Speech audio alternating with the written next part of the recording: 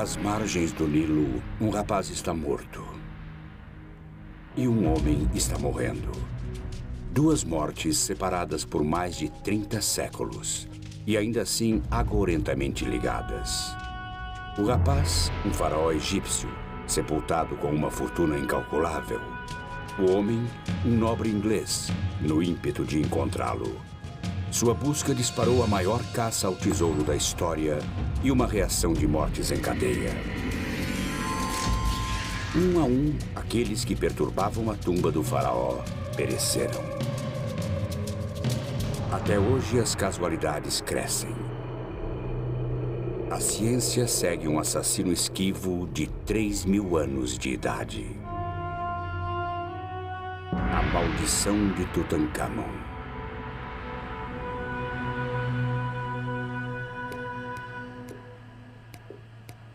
No hospital da Pensilvânia, uma jovem está morrendo de fome. A comida de que ela precisa é oxigênio. Uma simples tosse transformou-se em colapso. Os médicos estão confusos quanto à causa disso. Sem saber, o marido da paciente tem a primeira pista para sua doença desconcertante. Sua origem está a 9.650 quilômetros de distância, numa terra crivada de antigos mistérios.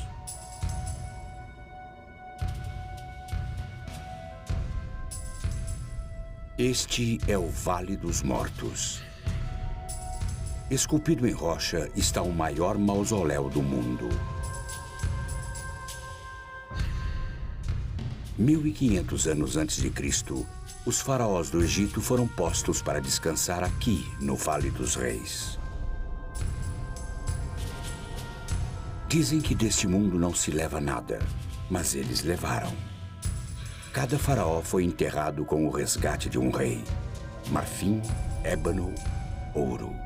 E cada tumba foi camuflada pelo árido deserto.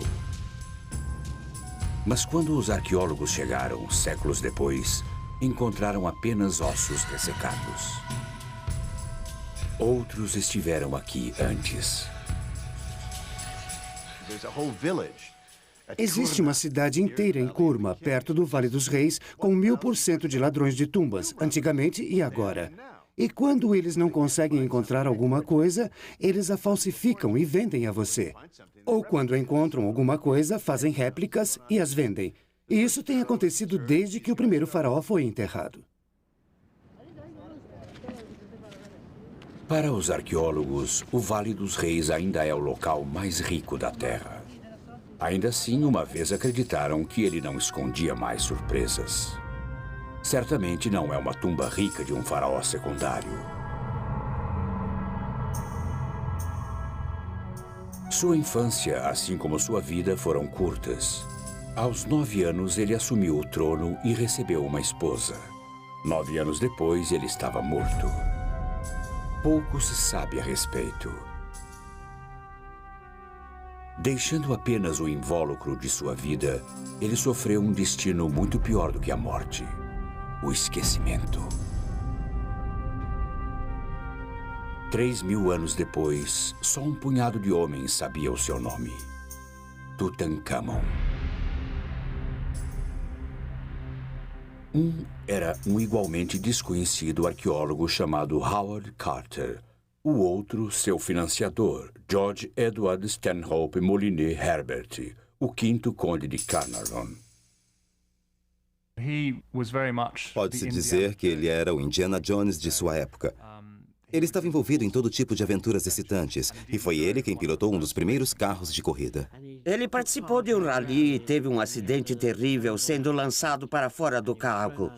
E devido aos seus ferimentos e subsequente má saúde, seus médicos lhe disseram que ele não poderia mais passar o inverno frio e úmido na Inglaterra. Mas naqueles dias, mesmo se você tivesse um resfriado comum e tivesse dinheiro suficiente, o seu médico despacharia você imediatamente para se recuperar no calor seco do Egito. Disso resultou a vinda dele com Carter. E assim começou a grande busca para encontrar a tumba do rei Tut. Um homem comum de poucas posses e um rico lorde eram parceiros improváveis no que os especialistas consideraram ser um tiro no escuro.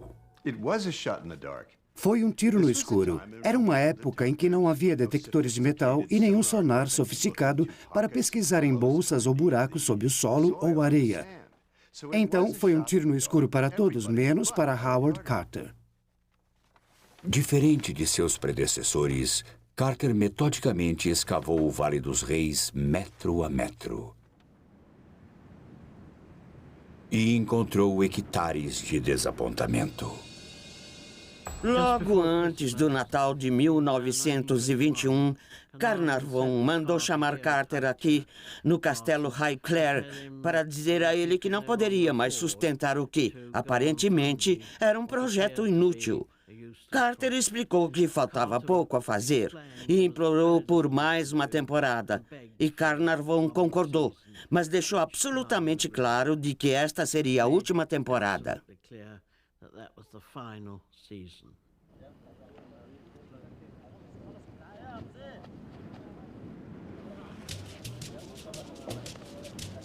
No terceiro dia, os trabalhadores descobriram degraus de pedra que levavam a uma entrada escondida carimbada com um selo antigo.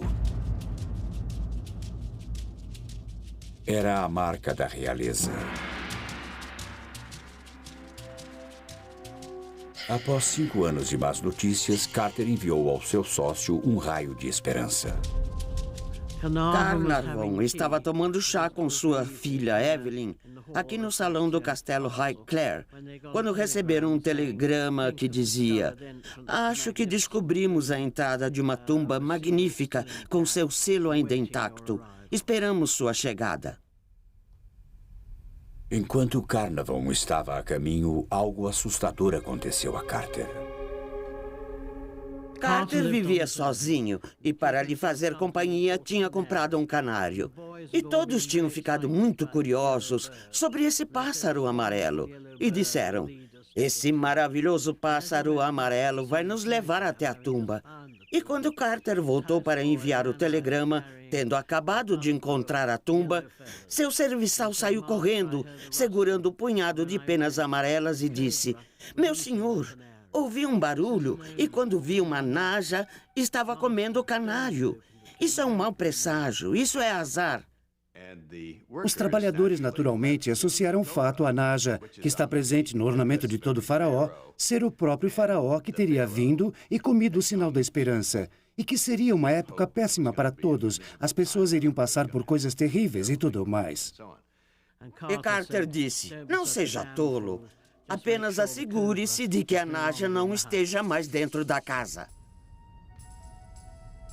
No anoitecer do dia 26 de novembro de 1922, os trabalhadores tinham escavado uma segunda entrada que levava ao selo de Tutankhamon. Ela também tinha a marca registrada de ladrões, uma área onde a tumba tinha sido invadida. Parecia que Howard Carter estava 3.000 anos atrasado.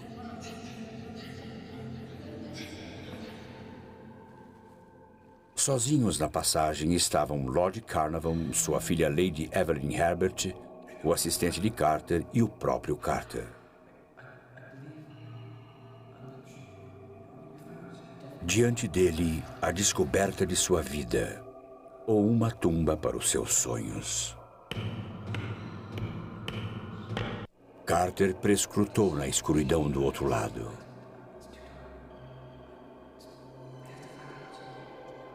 Finalmente, Carnarvon sussurrou: "Você pode ver alguma coisa?" "Sim", Carter respondeu. "Coisas maravilhosas." A sala toda brilhou e tudo o que brilhava era ouro. Carter estava petrificado. Nunca tínhamos sonhado com nada assim. Um museu inteiro, cheio de objetos, alguns dos quais nunca tínhamos visto iguais. Era impressionante. Nunca houve outro faraó encontrado assim, praticamente intacto. As pessoas têm procurado por eles. Dúzias e dúzias de grandes faraós. O povo mais rico, o povo mais poderoso de toda a história, em condições perfeitas. Estamos falando de coisas que você olha agora e não acredita que tem todos esses milhares de anos de idade. É incrível. Não posso pensar em outra escavação tão boa quanto esta. Nem consigo imaginar.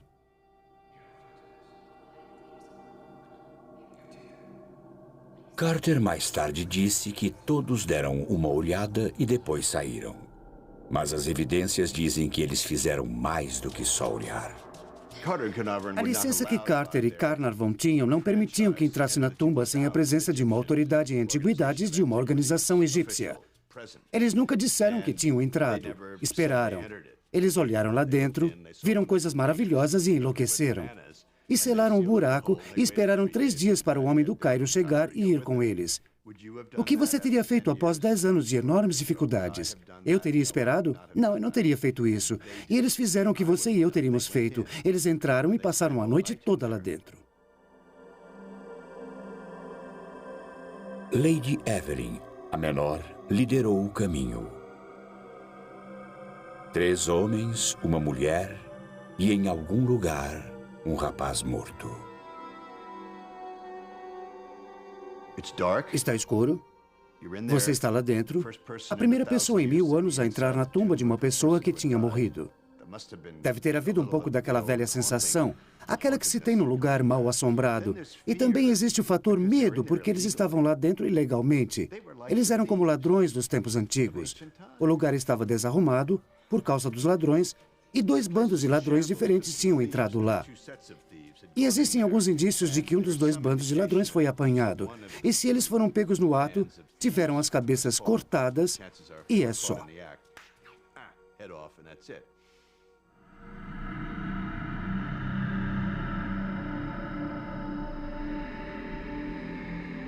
Os descobridores começaram a contar as suas bênçãos. Eles acabariam somando 5.000. A tumba de Tutancâmon foi a maior descoberta da história. Da noite para o dia, Carnarvon, Carter e Tut tornaram-se celebridades.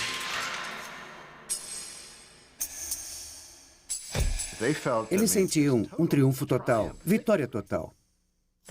E tinham rido deles, tinham zombado deles. Todos sussurravam pelos cantos, eles perderam a cabeça, sabe? E ali estava.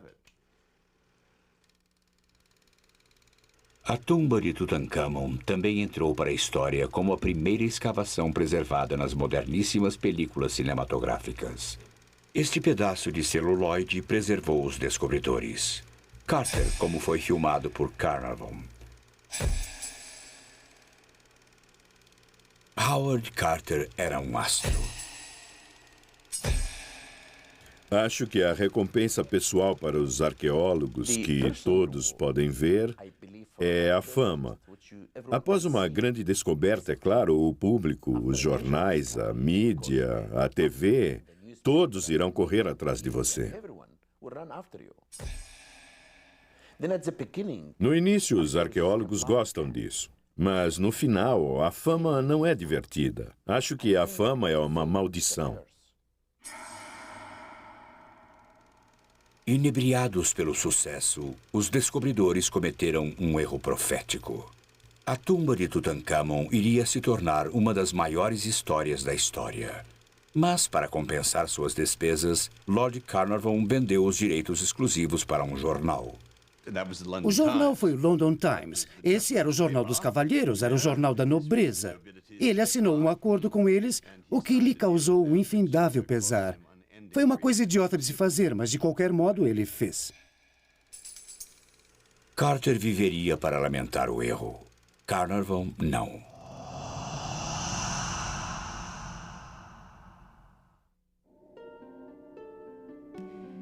O homem que tinha financiado a procura pelo rei Tut tinha vindo ao Egito inicialmente por sua saúde. Essa decisão provaria ser fatal. Numa manhã da primavera de 1923, Lord Carnarvon se cortou exatamente onde um mosquito o tinha picado dias antes. O ferimento não sarava. Dias depois, numa viagem ao Cairo, Carnarvon foi devastado pela febre.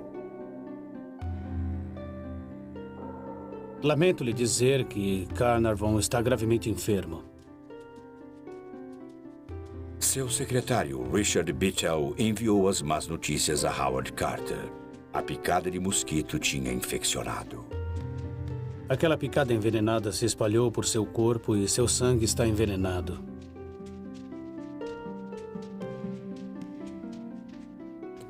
Enquanto a febre se transformava em calafrios, a preocupação de Bittel se transformava em medo. Ele notificou a esposa de Carnarvon na Inglaterra, que imediatamente convocou um especialista e voou para o Cairo. O quadro de Carnarvon era irreversível.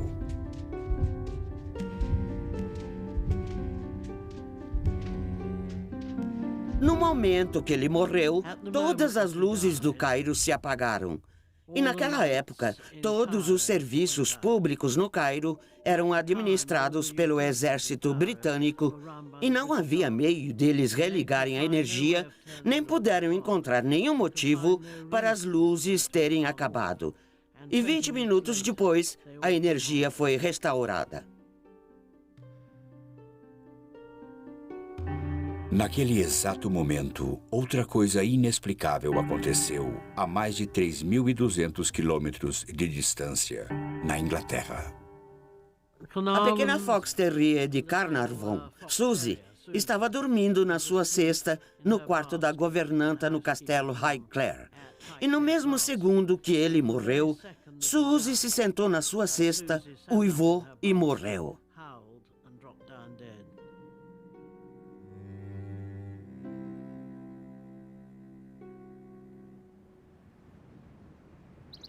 Lady Evelyn enterrou seu pai num morro que dá vista para seu amado Highclere. Ela também pôs sua aventura egípcia para descansar.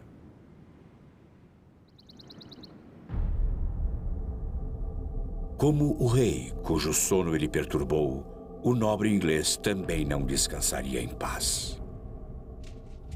O corpo de Carnarvon ainda não tinha esfriado quando a imprensa mundial deu o nome do culpado. Inscrita na tumba, escreveu um repórter, estava uma maldição que alertava: matarei todos aqueles que cruzarem esta entrada. Um outro jornal relatou uma maldição lugubremente exata: aqueles que penetrarem nesta tumba sagrada logo serão visitados pelas asas da morte. Para Carnarvon, a morte realmente veio voando. Não seria a última vez que um intruso morreria de causas não naturais.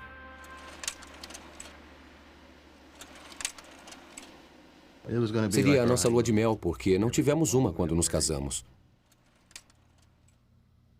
Entre os visitantes da tumba de Tut em 1995 estavam Gary Manson e sua esposa Cheryl. Para Cheryl, uma estudante de História da Arte, era a viagem de uma vida. Todos que conhecíamos sabiam que íamos para lá. Quando falava com alguém, a primeira coisa que dizia é que ia viajar até lá. As paisagens a impressionavam tanto que apenas vê-las não era o bastante.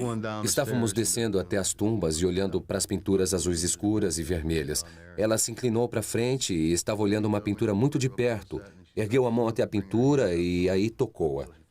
Esfregou o dedo na tinta e o guia viu e gritou com ela. Ela se virou e disse: "O meu professor nos disse que se chegássemos até aqui, deveríamos tocar a pintura, não importa o que digam, porque nunca haverá uma segunda chance." Quando os Manson voltaram à Pensilvânia, os problemas de Cheryl começaram. 3 semanas após termos voltado, ela começou a ter uma leve tosse, que foi piorando até que ela finalmente estava tossindo a maior parte do tempo. Quando Gary pediu que Cheryl fosse ao médico, ela recusou. Ele já a tinha visto assim durante uma batalha extenuante contra a doença de Hodgkin.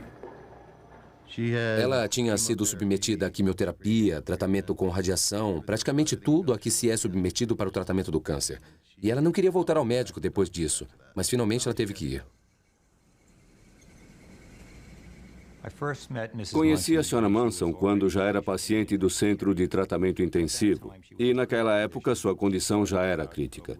Ela começou a perder peso, sentir fraqueza, faltava-lhe fôlego. E quando ela foi admitida no hospital para tratamento, já havia muitos sinais de doença presentes. Um envolvimento definitivo de ambos os pulmões, a progressão do quadro... Eles suspeitaram que era doença de Hodgkin novamente, porque os sintomas eram muito parecidos. Mas cerca de um dia ou dois depois, eliminaram essa possibilidade e começaram a pensar que o problema era algo nos pulmões. Mas eles nunca tiveram a chance de descobrir, porque a doença evoluiu muito rápido. Então eles decidiram fazer uma biópsia dos pulmões. A partir da secreção de seus pulmões, assim como dos próprios pulmões, pudemos identificar um fungo, o Aspergillus niger. E, muito provavelmente, foi esse o evento que precipitou a sua doença. Esporos microscópicos do fungo são facilmente inaláveis.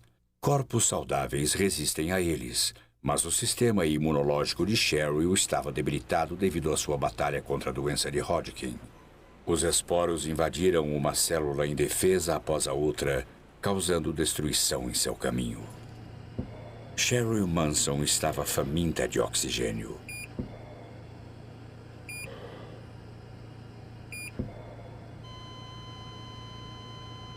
Dez dias após ela ter dado entrada no hospital, seus pulmões falharam. Ela tinha 38 anos de idade. Mas o caso ainda não estava fechado. O mistério era a cena do crime. Onde Cheryl Manson encontrou seu assassino?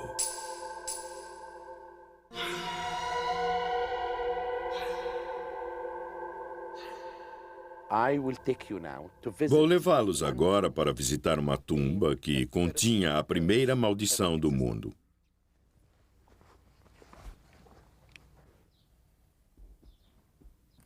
Esta é a tumba de Hesse. Ela data de mais de 4.000 anos. E na entrada da tumba existe a inscrição de uma maldição muito interessante. Todos os egípcios, de faraós a camponeses, guardavam suas tumbas com encantamentos e maldições. Mas para qualquer um que penetrar na sua tumba... David Silverman é professor de egiptologia na Universidade da Pensilvânia. Ele já traduziu dúzias de maldições antigas, incluindo a maldição de Hesse, de 4.000 anos. A maldição é uma interdição a qualquer um que entre na tumba e que tenha comido um determinado alimento proibido, como carne de porco ou peixe. Algo impuro ou algo impuro ligado à sua alma. Ou que tenha cometido um ato de impureza sexual, neste caso, adultério. E frequentemente ele fazia amor com todas as mulheres. E se isso acontecia, o indivíduo então podia ser punido na sua vida atual ou no pós-vida. Assim, ele seria julgado perante o grande Deus. Para o professor Silverman, nem toda maldição é acadêmica. Recebi um telefonema de um médico e ele me contou essa história muito interessante e muito infeliz sobre uma mulher que tinha ido com seu marido ao Egito e tinha entrado na tumba do rei Tut. E lá ela acabou pegando um fungo. Na época, sabíamos que tínhamos isolado o Aspergillus niger das amostras que colhemos da Sra. Manson e também sabíamos sobre a sua viagem. Tinha que ter pego algo lá. Então, o que tínhamos de descobrir era se esse fungo também estava presente nas tumbas que ela tinha visitado. É o único lugar de onde podia ter vindo. Assim, telefonamos ao Departamento de Egiptologia da Universidade da Pensilvânia. Eles estavam imaginando que isso tinha algo a ver com a maldição.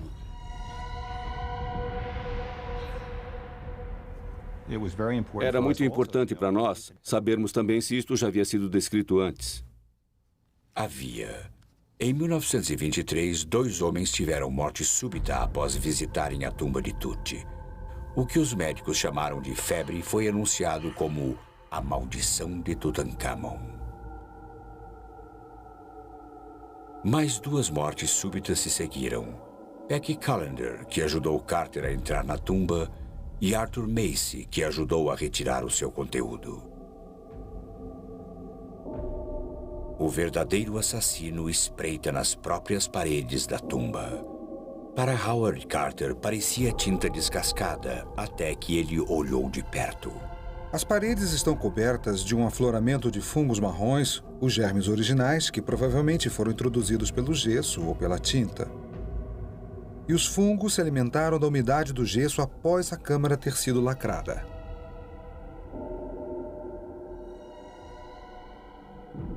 O fungo é o Aspergillus niger. Na tumba cálida e úmida, ele prosperou, a única coisa que viveu durante 3.000 anos. Quando Cheryl Manson chegou aqui com um sistema imunológico debilitado, ela era uma ótima hospedeira para o fungo. Acho que ligando o nosso caso, que é um caso atual, à visita das próprias tumbas, fomos capazes de estabelecer uma relação direta entre o que pode ter acontecido aos arqueólogos que visitaram a tumba há tempos. E estou muito certo, pelo menos em alguns desses casos, de que o Aspergillus pode ter facilmente desempenhado um papel. A ciência estava pronta para encerrar o caso de Cheryl Manson, mas não a maldição de Tutankhamon. –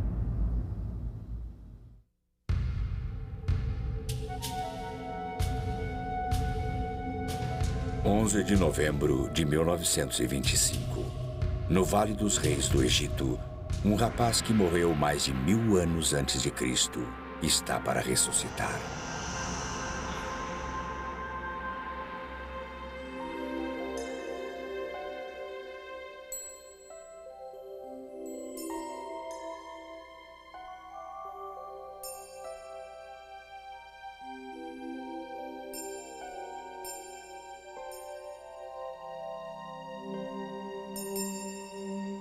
Tutankhamon descansa dentro de 3 sarcófagos, um dentro do outro.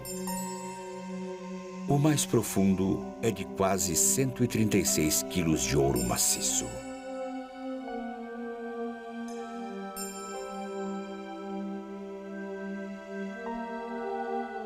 Dentro do sarcófago de ouro, encontra-se um objeto ainda mais surpreendente.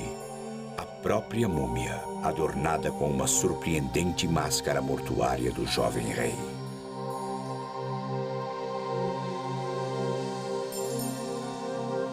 Como representação da figura humana, só algumas das grandes estátuas podem ser comparadas ao seu brilho.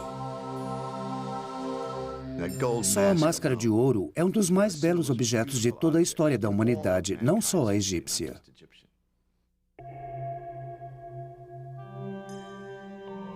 O corpo de Tutankhamon encontrava-se sob 13 camadas de linho. Enquanto Howard Carter as retirava, ele descobriu os preciosos amuletos escondidos no corpo para afastar o mal. Com o passar dos séculos, as resinas e óleos usados para mumificar o corpo tinham se transformado em cola. Para recuperar os amuletos, Carter realizou uma operação radical. Ele cortou o corpo.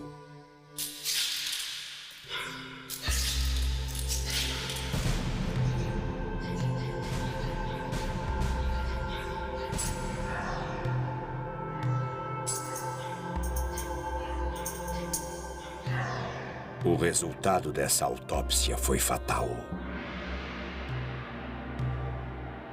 Em 14 dias, 2 participantes do grupo morreram.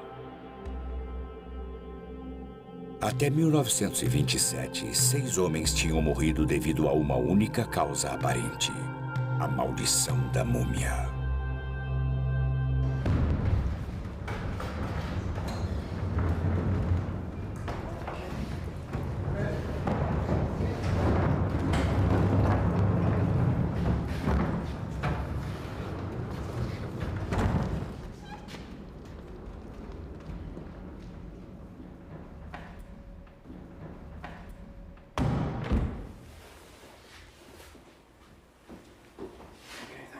Esta é uma máscara muito bem preservada.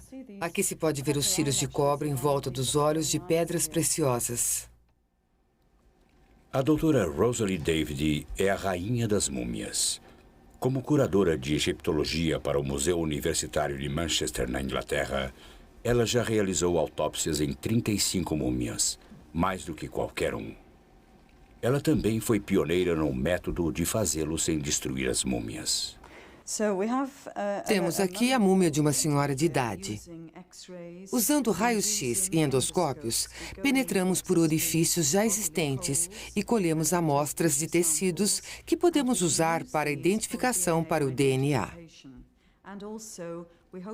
Também esperamos que, no futuro, possamos detectar DNA viral e bacteriano nas múmias. Então, essa metodologia é muito melhor. O endoscópio permite que a doutora David examine o corpo sem ter de desembrulhá-lo, em completa segurança.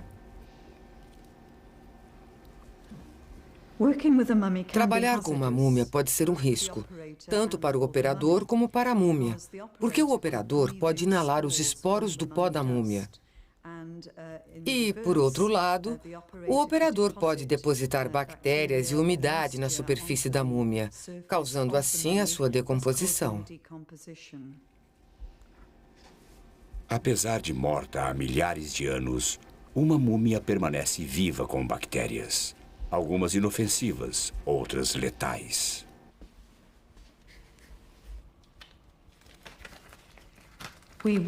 Usamos roupas protetoras quando trabalhamos com as múmias, e isso nos protege contra os esporos de fungos.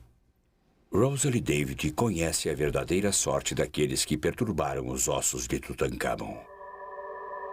Sua tosca autópsia liberou um assassino invisível.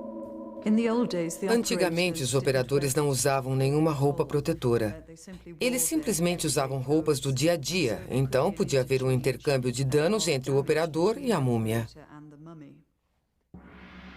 O pó de uma múmia. Esse era o perigo na tumba de Tutankhamon. Ainda assim, 70 anos atrás, o mundo continuou tomado por um feitiço que alertava sobre a morte alada. A primeira vítima da maldição de Tutankhamon, o abastado Lord Carnarvon, deixou para seus herdeiros uma herança de nervosismo. Após a morte do meu bisavô, obviamente, meu avô herdou Hickler. E o meu avô estava muito preocupado com a maldição do rei Tutankhamon e não permitia que seu nome fosse dito no castelo.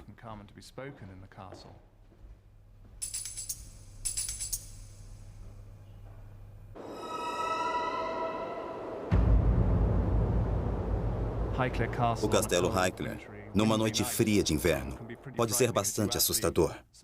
E se somar a isso a alegada maldição de um faraó, você pode ficar bastante assustado. Muito depois do meu avô ter morrido, tivemos que fazer um inventário do castelo. E é claro, sendo um lugar tão grande, isso levou bastante tempo e finalmente foi terminado. Estávamos reunidos aqui, em família, com Robert Taylor, o mordomo do meu avô, que era um dos grandes mordomos britânicos. E meu pai virou-se para Robert Taylor e disse: "Bem, graças a Deus tudo acabou, Robert." E Robert Taylor virou-se para o meu pai e disse: "Bem, senhor, tudo menos aquelas coisas egípcias." Como você pode imaginar, todos nós ficamos absolutamente surpresos com esse comentário e dissemos: "Bem, que coisas egípcias são essas?" E ele disse: "Bem, se me seguirem, mostrarei a vocês os armários secretos."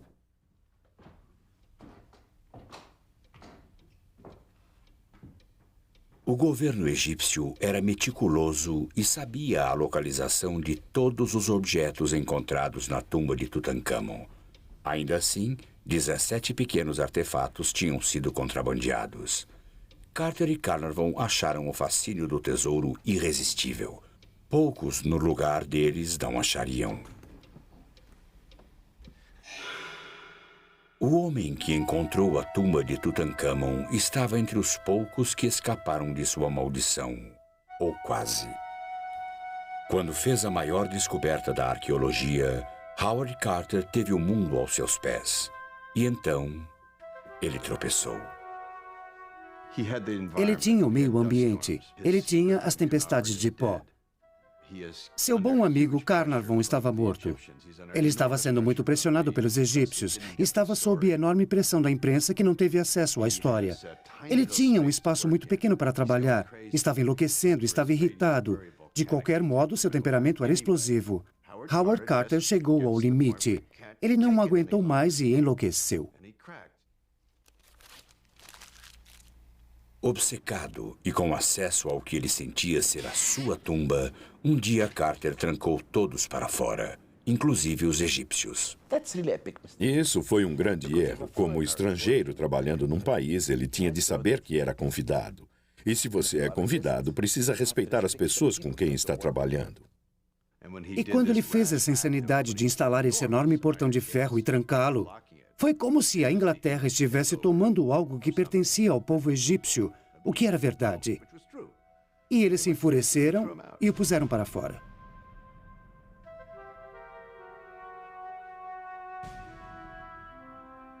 Após um ano de exílio, permitiram que Carter retornasse, mas a um preço terrível. Ele tinha de renunciar ao seu direito ao tesouro de Tutankhamon. O destino o poupou para viver dia após dia com o tesouro que ele encontrou, mas que nunca poderia possuir. Talvez a maldição definitiva.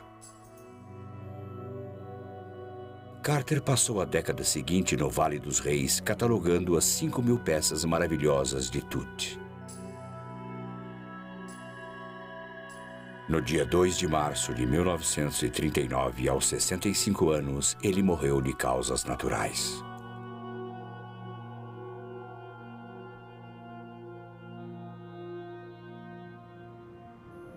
Como a tumba de Tutankhamon, o túmulo de Carter é guardado por asas.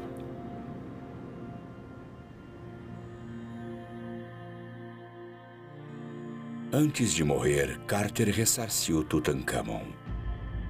Os ossos do faraó foram remendados e deixaram que ele descansasse em sua tumba. Mas ele não descansaria.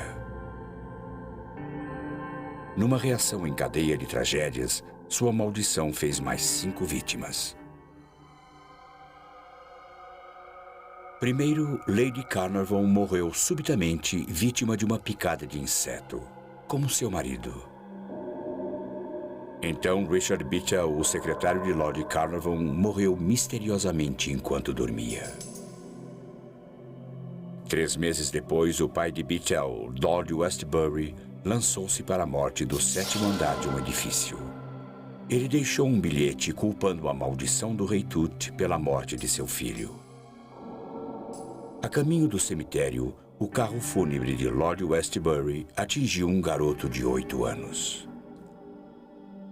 No exato momento da morte do garoto, morreu também um funcionário do Museu Britânico, cujo campo era a egiptologia.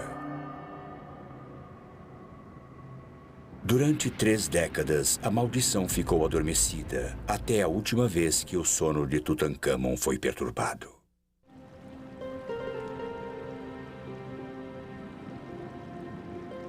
Perto das margens do Nilo, o faraó Tutankhamon foi enterrado com 5.000 peças de valor inestimável. Seus tesouros reais deveriam acompanhá-lo na sua jornada para o pós-vida.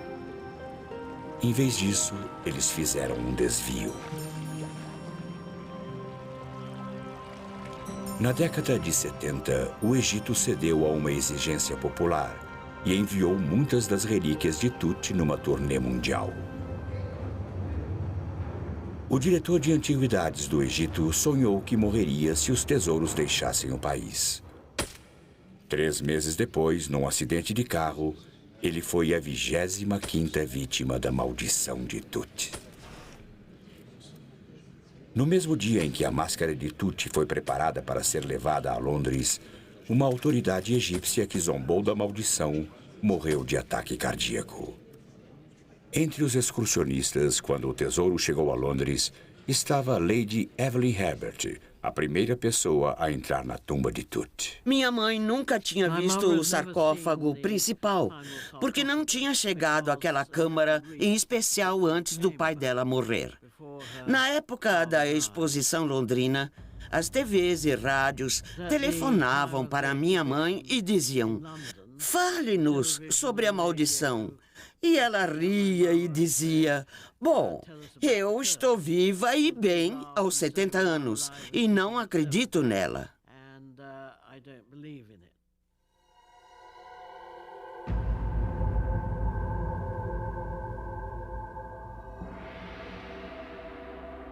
Acho que foi uma época muito emocionante, provavelmente traumática e estressante, porque ela estava vendo as coisas que ela percebeu que seu pai nunca tinha visto, após tantos anos de esforços. E saindo do museu, provavelmente na sua 5ª visita, ela sofreu um grande derrame e ficou paralisada. Mas é claro que isso poderia facilmente ter sido uma coincidência e ter acontecido devido ao estresse e ao trauma.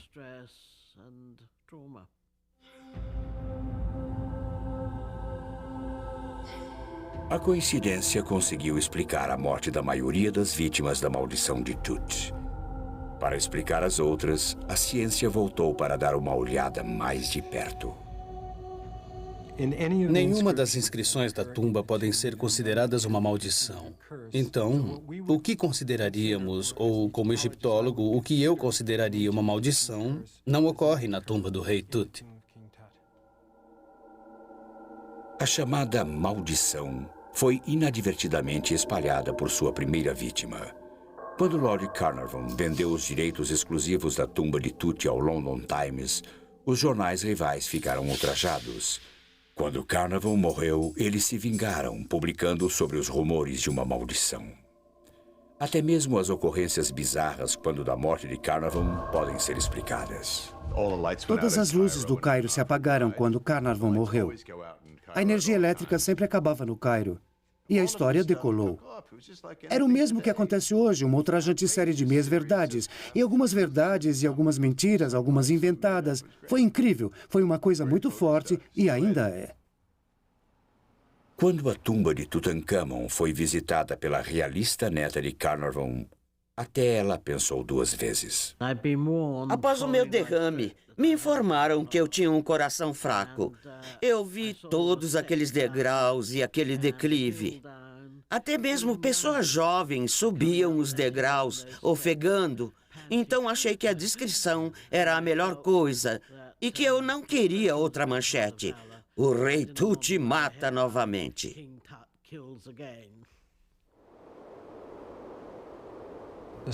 O filho de Lord Carnarvon disse que ele realmente não acreditava na maldição, mas também disse que não havia maneira de explicar muitas das coisas que aconteciam, e isso tem mantido a maldição viva. Acidentes podem acontecer, como me aconteceram muitas vezes. Há muito tempo eu estava escavando num sítio no Delta. No primeiro ano e no mesmo dia que puseram os artefatos no museu, alguém me chamou no museu e disse: "O seu tio morreu." No ano seguinte, no mesmo dia, disseram: "A sua tia morreu." E no terceiro ano, o meu primo morreu. Qualquer um que ouvir isso pensará na maldição. E até mesmo quando eu descobri uma tumba selada, linda, repleta de estátuas. As estátuas são incríveis, incríveis. E eu fui o primeiro a vê-las. No dia seguinte, ocorreu um terremoto no Cairo. No terceiro dia, eu tive um ataque cardíaco. Os repórteres fizeram a associação e falaram sobre a maldição. Não importa o quanto você tente matá-la, ela é como uma fênix que renasce repetidamente. Veja, não importa o quanto digam que o monstro do Lago Ness não existe, ou que OVNIs não existem, que não há lógica, ainda acreditamos neles, não é? Curador da exposição sobre Tutankhamon durante a sua turnê americana, certa noite, Thomas Holvin teve um encontro cara a cara com o faraó amaldiçoado. Estiquei o braço e agarrei aquela máscara nas mãos e a tirei do pedestal. Eu estava a uns 15 centímetros dela, olhando direto para aqueles lindos olhos.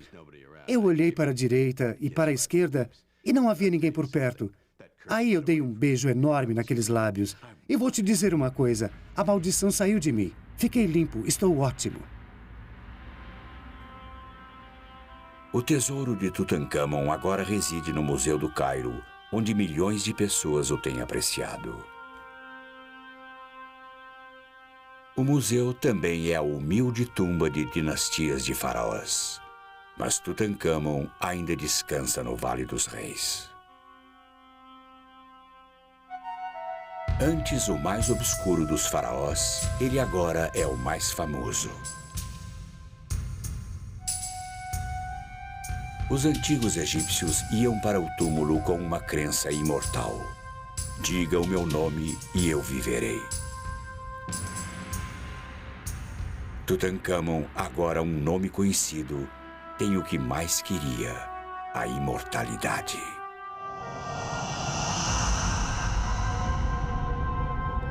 Ele deve a imortalidade aos mesmos homens que perturbaram a sua tumba. Eles também deixaram para Tutancâmon o tipo de proteção que outros faraós matariam para ter.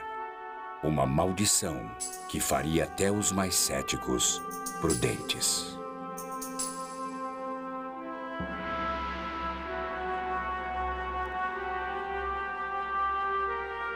Versão brasileira, Tempo Filmes, São Paulo.